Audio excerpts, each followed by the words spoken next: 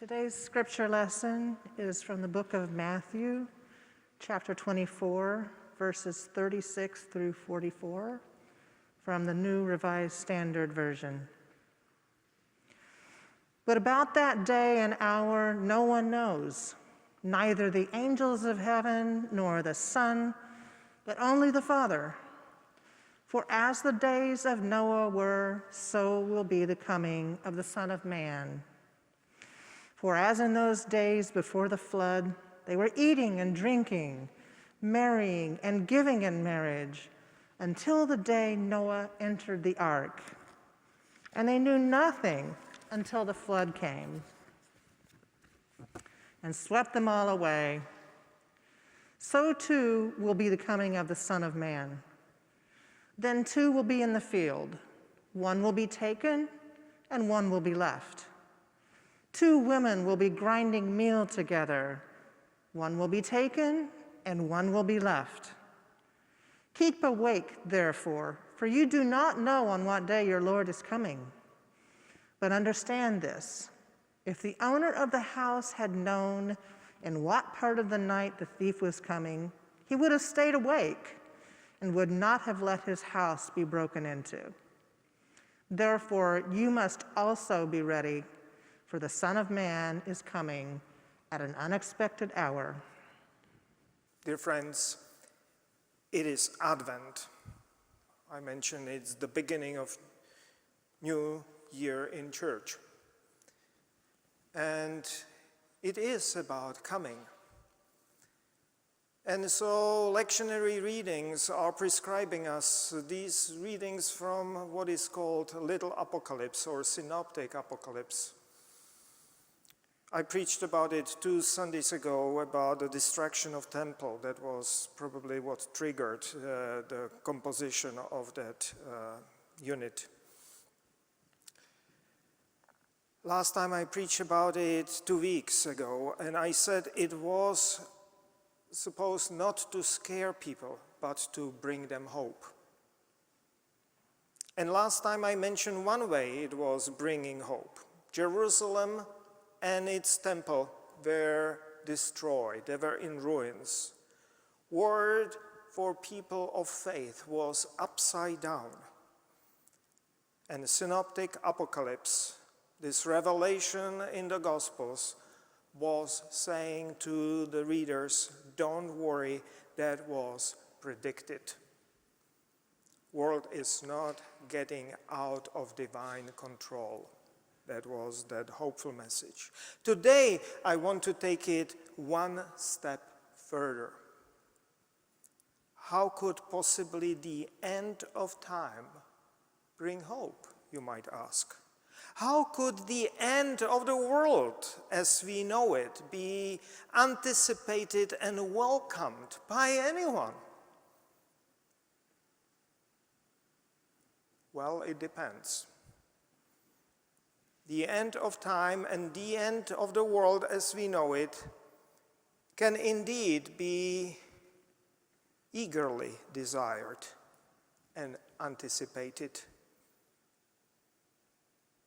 It very much depends on a personal perspective, on the personal situation, and how the time itself is perceived.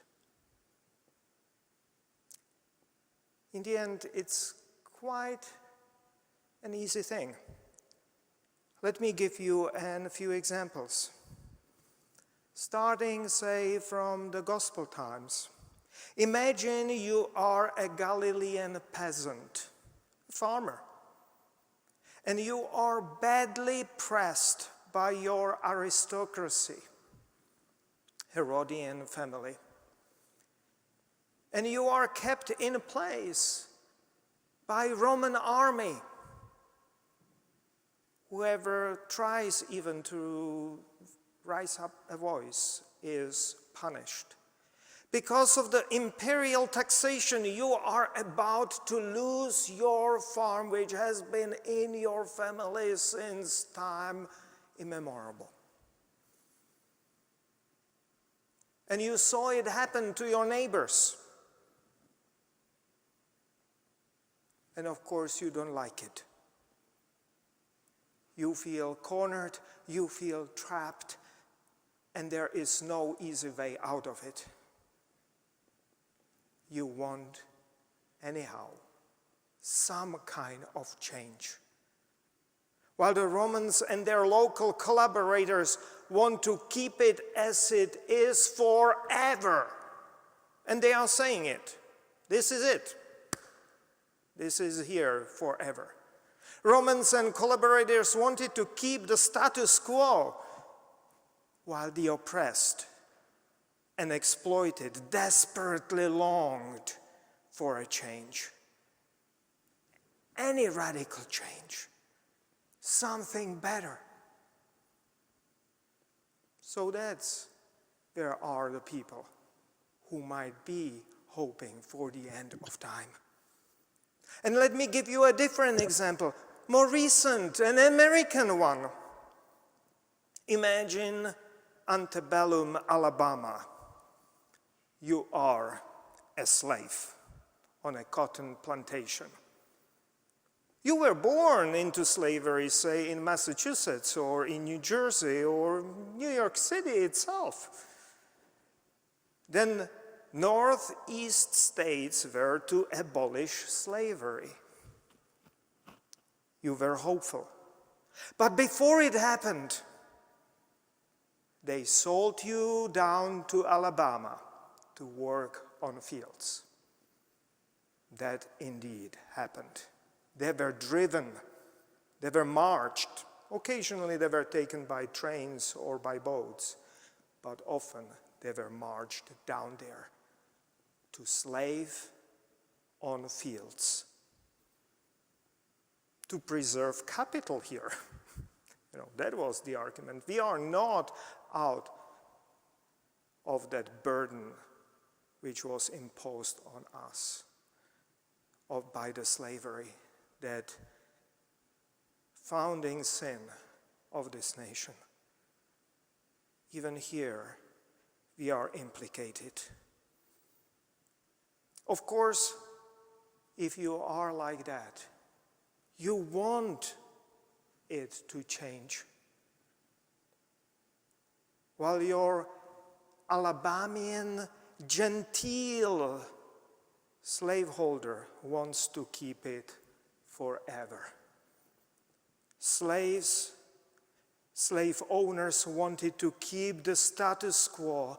The slaves desperately longed for any change. The more radical change, the better.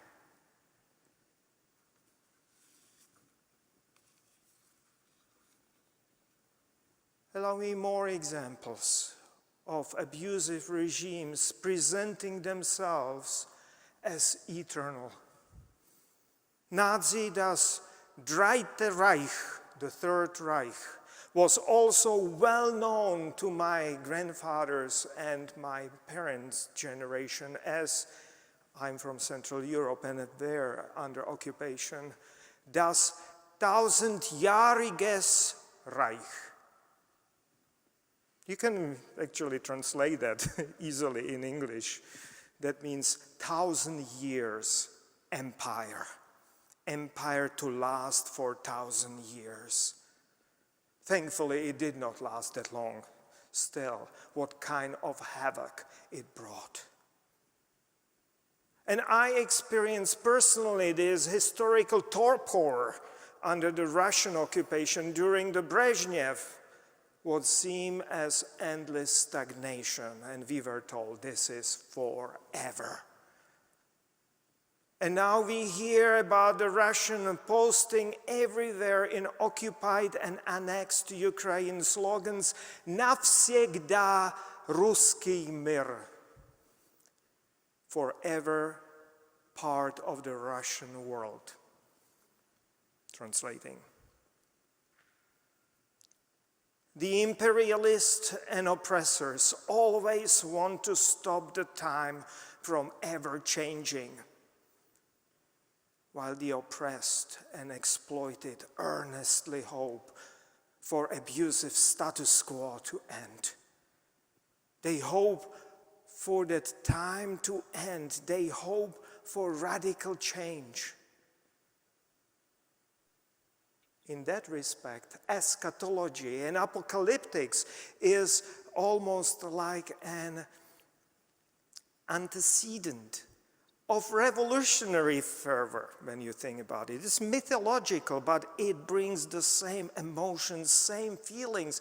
That is why I am so often quite upset seeing it being used in exact opposite way by megachurches and evangelicals to impose status quo, rather than see it for what it was and what it actually is.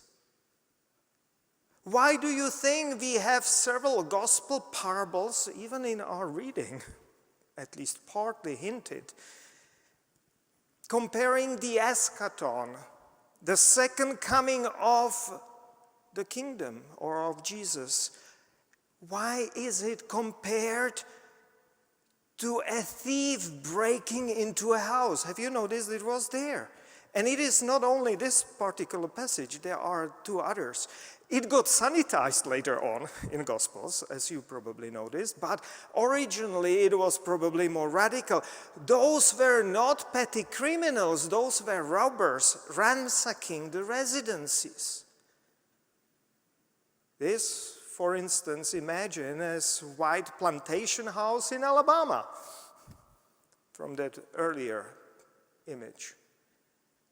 At least partly, deep inside, Jesus' audience and early Christians sympathized with and rooted for those thieves, longing for the end of status quo, the end of those bad times. And I hate to bring it up in this brutal way, but if we want to preserve status quo, if we want to freeze time, if we are scared of eschaton, the second coming, then we are, dear friends, on the wrong side of history, and we are the enemies of God. Because God is not an idol of status quo. God has a dream for this world. Radical, new, egalitarian, and ever-changing, ever-evolving dream of justice and peace. Now I want to take it from the social context and apply it also to environmental context, because I believe it is present there as well. Our desire to build and create things forever is actually harming us. This human hubris can be with us for a very long time, has been with us for a very long time, especially in some cultures, erecting megaliths and building large temples and cathedrals and palaces to last forever. But modern times and modern technology is showing us even darker side, or we can start seeing the darker side of this hubris. We can see it for what it is, a dangerous idolatry of creating eternal things and realities. Say when PCB, polychlorinated biphenyls, were developed and manufactured, they were cheered and celebrated as a magic substances, oils which never stop lubricating, insulators which never stop insulating, paints which never fade color. And it was not a hype. They are indeed very stable, very useful chemicals, almost eternal. And that is the problem. because they don't decompose. They linger and they are diluted, and then they are again regathered through food chains and so on. And because we are on the top of food chain, we are accumulating them in our bloodstream, in our bodies. The most tragic thing is that the only way humans are getting rid of that is through motherly milk. Just think about, and that is the way we are giving it yet to another generation. It's scary. They are poisonous and cancerogenic. We created long-lasting poisons.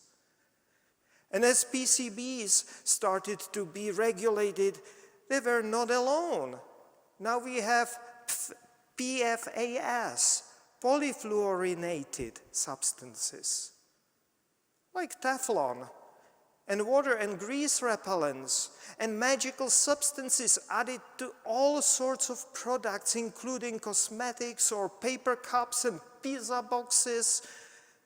They started to be literally called forever chemicals. And they are being seriously limited all around the world because they cause figuratively and literally forever stomach aches and headaches.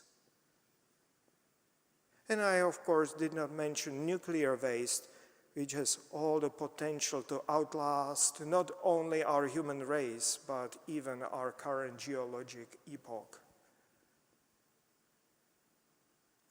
That is the curse of eternal. And in that, isn't it much better to dream, to hope for things which are not eternal? And that is why I am in awe of Polynesian cultures. Interestingly, they hardly ever built anything lasting by design.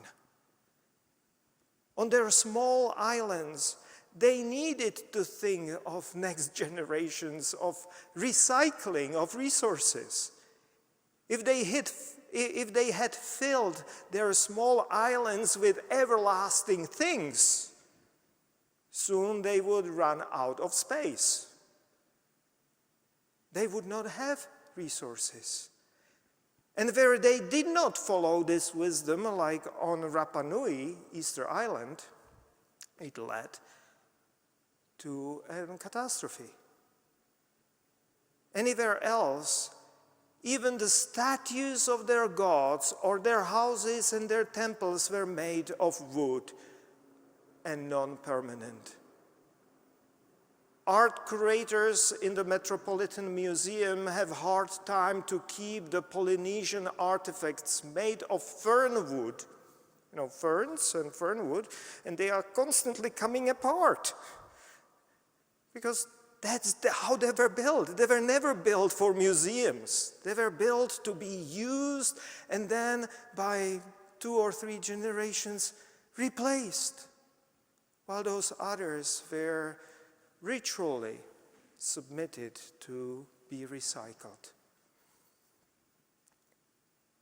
These social and environmental reasons are why I think we need to listen to apocalypses again. We need to take biblical eschatology seriously.